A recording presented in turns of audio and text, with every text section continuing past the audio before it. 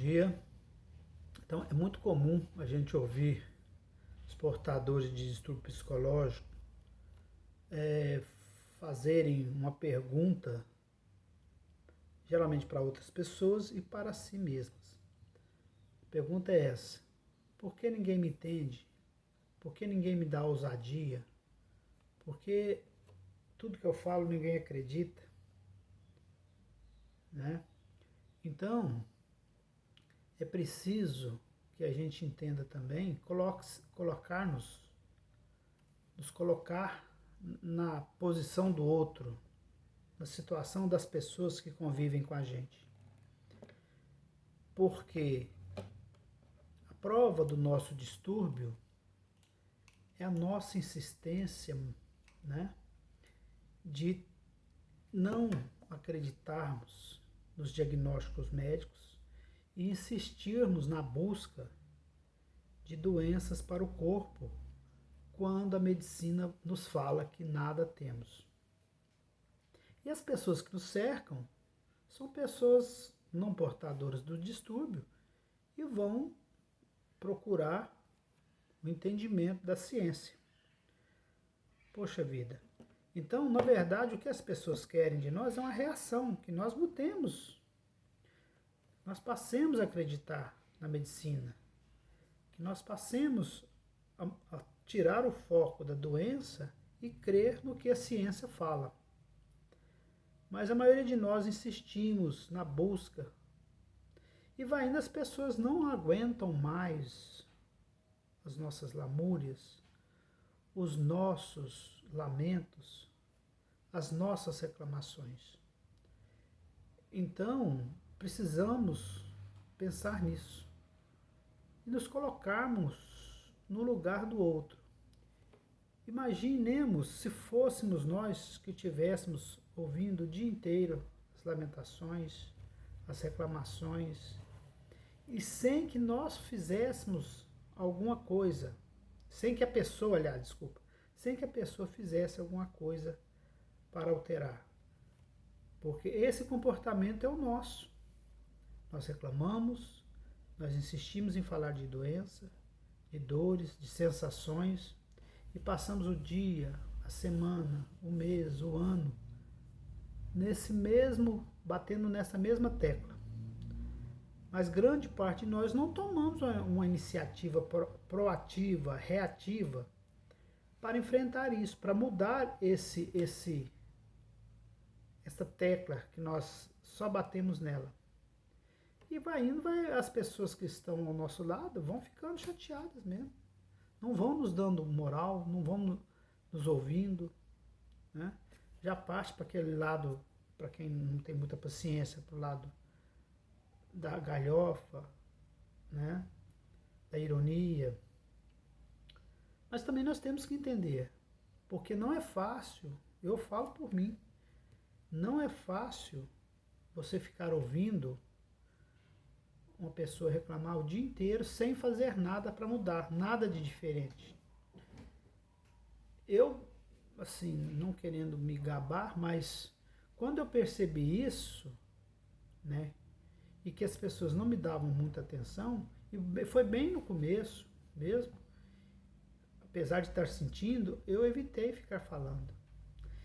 E também, ao passo que eu fui observando isso, eu notei que só o fato de eu ficar relatando, falando, reclamando, choramingando pelos cantos, aquilo já me dava também um aumento nos distúrbios de ansiedade, consequentemente, daqueles sintomas e sensações que vêm junto, né? Que faz parte do pacote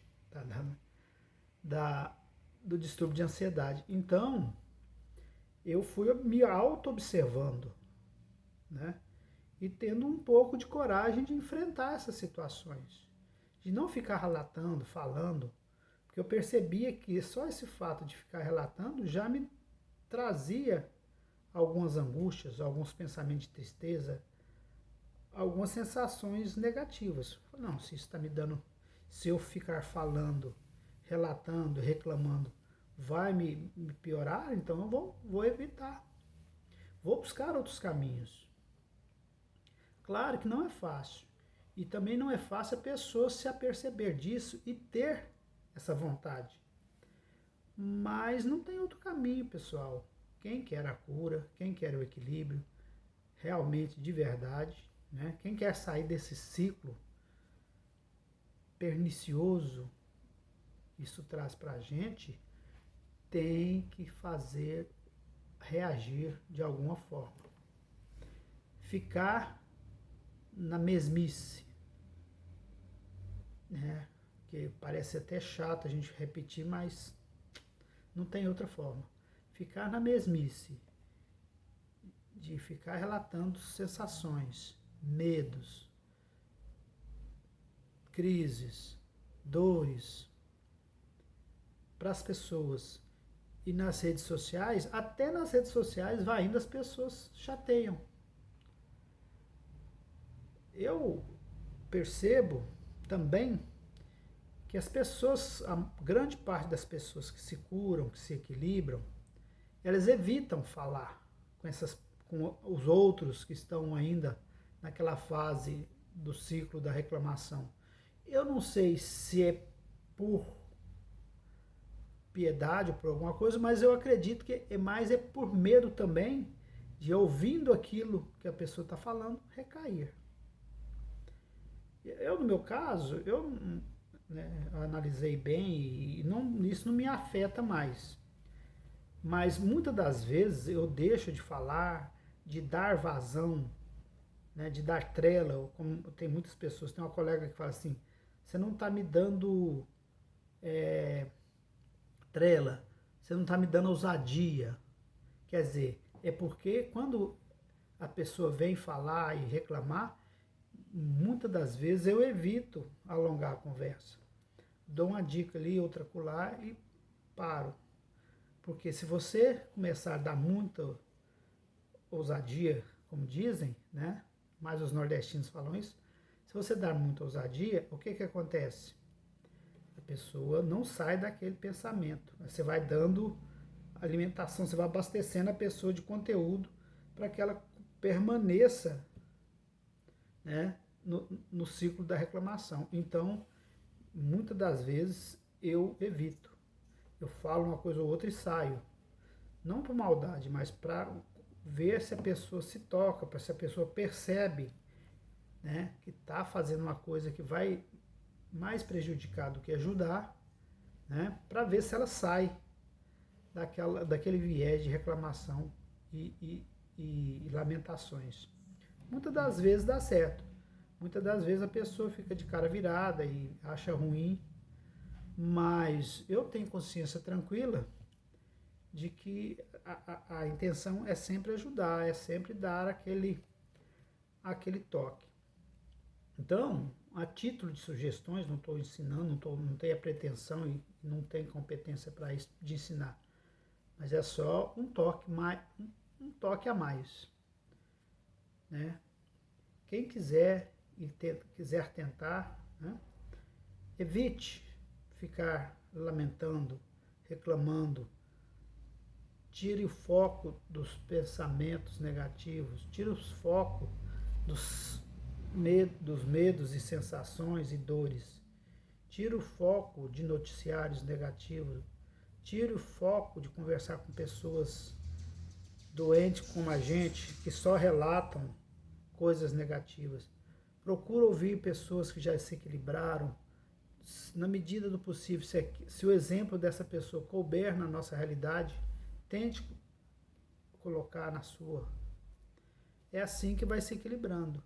É tirando as coisas que nos deixam no ciclo da doença e criando um ciclo saudável, com atitudes, pensamentos e palavras. É assim que se consegue o equilíbrio. Enquanto a gente permanecer naquele ciclo de lamentações, de reclamações, de autopiedade, de coitadismo, a gente não sai. Não sai e a tendência é piorar. O grande problema que eu vejo é a rebeldia, né, dos portadores não aceitarem isso, não admitirem. criaram e criam e criamos, né? Eu também passei por isso, uma verdade que é só nossa. E se ninguém adequar a nossa verdade, nada mais vale. A nossa verdade é que somos portadores de doença, que temos insistentemente buscar a origem daquilo que estamos sentindo e a gente busca no corpo.